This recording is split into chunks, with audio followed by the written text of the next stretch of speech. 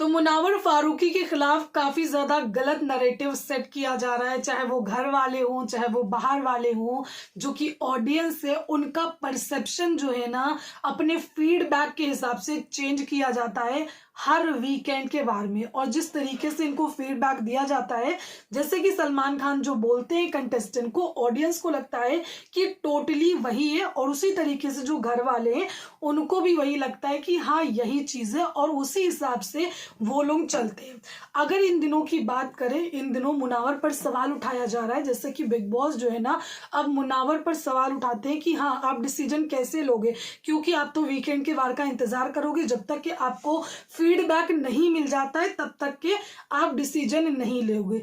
यहाँ पर घर वालों के माइंड में, बाहर वालों के माइंड में एक परसेप्शन तैयार कर दिया गया कि मुनावर जो है ना कोई स्टैंड नहीं लेता है, कोई भी डिसीजन नहीं लेता है, जब तक कि सलमान खान नहीं आते हैं वीकेंड के बारे में उसको कुछ भी बोलते नहीं है, तब तक कि वो कुछ भी नहीं करता है, वो इंतजार करता है बेसिकली वीकेंड के बार का। इस तरीके का एक नैरेटिव सेट किया गया। अब आपको कुछ प्रूफ भी दूंगी, इनके ही एपिसोड आप जाकर के देख लेना, उससे आपको पता चलेगा कि ये अपनी बातों पर बिल्कुल भी नहीं रहते।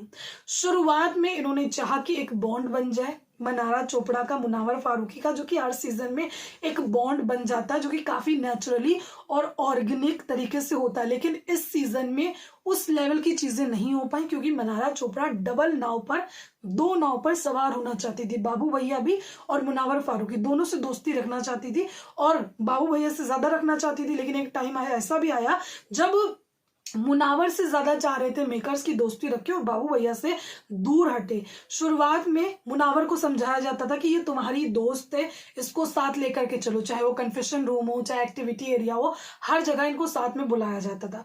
फिर उसके बाद इन्होंने क्या किया, यहाँ पर मुनावर को बोला, खुद बोलते थे कि मनारा तुम्हारी दोस्त है, तुम उसके लिए स्टैंड नहीं लेते हो, फिर बोलते हैं कि ये गेम खेल रही है, तुम बैकआउट क्यों नहीं करते हो, ये तुम्हारी रिस्पॉन्सिबिलिटी नहीं है। इस तरीके से फिर अगले वीकेंड के बारे में ये बदल गए।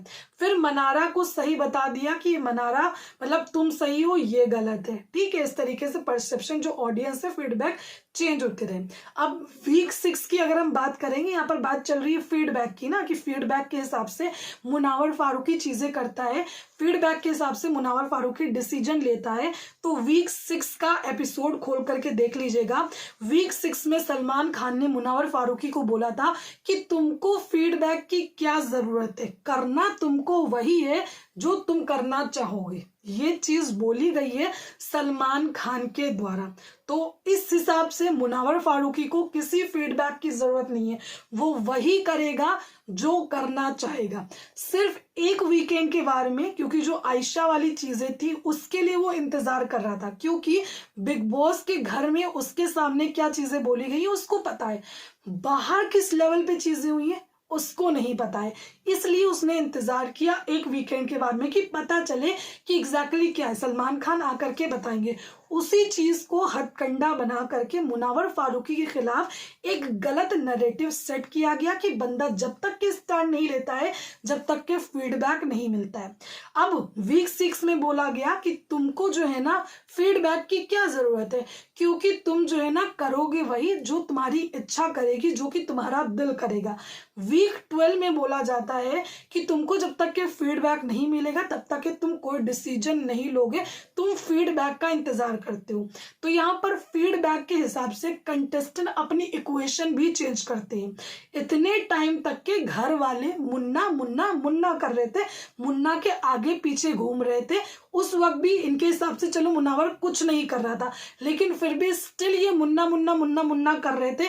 क्यों कर रहे थे, उसकी फैन फॉलोइंग है, इसका एक रुतबा है, आज भी उसका रुतबा है। लेकिन नहीं, अभी जो फीडबैक मिला है ना उसके हिसाब से इनको चेंज होना है। तो आप बताइए फीडबैक के हिसाब से कौन चेंज होता है, मुनावर फारूकी या फिर ये घर वाले? जिस तरीके से बिग बॉस जो है ना टॉन्ट मार रहे हैं मुनावर को, जिस तरीके से ये गलत नैरेटिव सेट कर रहे हैं जो कि टोटली रॉन्ग है। देखिए आपके सामने मैंने प्रूफ भी रख दिया है। मैंने आपको वीक 6 में क्या बोला गया, वीक 12 में क्या बोला गया। ये अपनी जबान पे भी नहीं रहते, ये अपनी बात पे भी नहीं रहते, एक कंटेस्टेंट को पूरी तरीके से घुमा कर रखते हैं। कभी कहते हैं दोस्ती करो, कभी कहते हैं दोस्ती मत करो, कभी कहते हैं कि तुमको कुछ फीडबैक देने की जरूरत नहीं, कभी कहते हैं कि तुम बिना फीडबैक के चल ही नहीं सकते हो।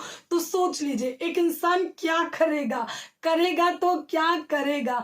फिलहाल क्या कहना है आपका, कमेंट करके जरूर बताइए। Thank you.